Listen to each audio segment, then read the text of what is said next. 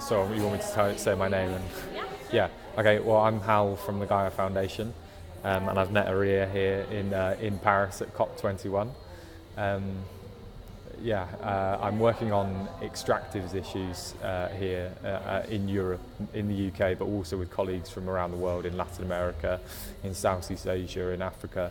And what we're really interested in is how we can support people to realise their right to say no to mining projects when they come into their territory and people don't want them or come into their home area, because a lot of the time in lots of parts of the world at the moment you just don't have that right as a community, and we think that you should.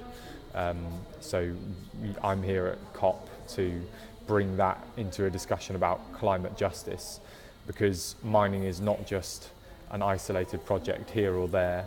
It's part of a big pattern which theorists and others called extractivism, which is the pattern of taking a large amount of natural resources from one area, usually through a very destructive process, and moving them to another area and turning them into a commodity to be sold on the global market or on local markets, but these days large-scale mining on the global market. And the link here between mining and extractivism and social justice is that historically it's been the colonies of empire nations like the UK and others that we now perhaps refer to as members of the global north, who have been going to places, and now they do it through their corporations who are coming from those countries, taking those that natural wealth away and using it to develop their own economies, their own countries. And the irony here being is that it's these countries that are now saying to the so-called developing world that they want to develop them, where they've spent the last several hundred years taking their resources. So what we're saying is that if you want to fight for justice, you need to overcome extractivism, where you have some people which produce raw materials and other people that consume them, and we need to have a more socially equitable way of living with a planet which is finite in terms of its so-called resources, its natural wealth, and in which even those sources of wealth which we would consider to be renewable, for example topsoil, are being degraded because of the rapidity and veracity of their use.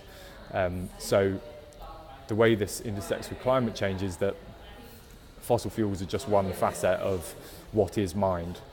Energy taken, you have a situation where you have massive energy use in countries like the UK and the USA and others, compared to actually the nations which are producing a great deal of that energy in terms of they're being mined for coal, they're being fracked for gas and so on. So you can still see that this relationship, even hundreds of years on from the dawn of colonialism, is still existing, where you're taking the natural wealth of one country, extracting it and taking it to a richer country so that they can live a better lifestyle.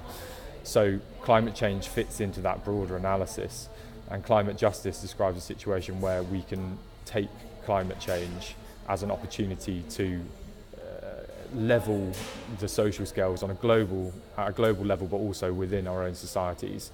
And I see that, and Gaia and Yes Life No to Mining, as far as I can speak for them, see that as, we have to overcome extractivism in order to get to that point. So I'm here to talk about extractivism as part of the climate change debate. Okay. And just one last question. Do you think you can do anything with extractivism? Because it's such a big industry with a lot of money, and how could people in their 20s and 30s? Yeah, I think for me, generational gaps bring new, fresh thinkings, because we come into the world and we're brought up in a different set of circumstances, even if we have parents who grew up before us. And I think that this generation, we're seeing a blossoming of reconnection with ecological thought and the necessity of living in a different way that is both respectful of the planet's limits, but also hopefully regenerative and not just sustainable. So I genuinely think that those fresh ideas and the energy behind campaigns for climate justice and so on couldn't exist without the younger generations. And ultimately it's that energy that will see us break through into different paradigms of thinking about the world, because that's where all of this starts, where we view nature as something to be used and abused for human gain with little consequence, and we're seeing how wrong we are with that. And I think that the younger generations are at the forefront of that change. And finally, I think I would just say that you can say two things of every empire, whether it be the Roman Empire, the British Empire, the fossil fuel empire, which is that none of them think they will ever fall, and all of them always do. So if we can build a world that is not based on empire, but built on social equity, social justice and respect for the planet, then that will come from youth, and it will be youth that bring down the empire of destruction that we're currently in the last throes of.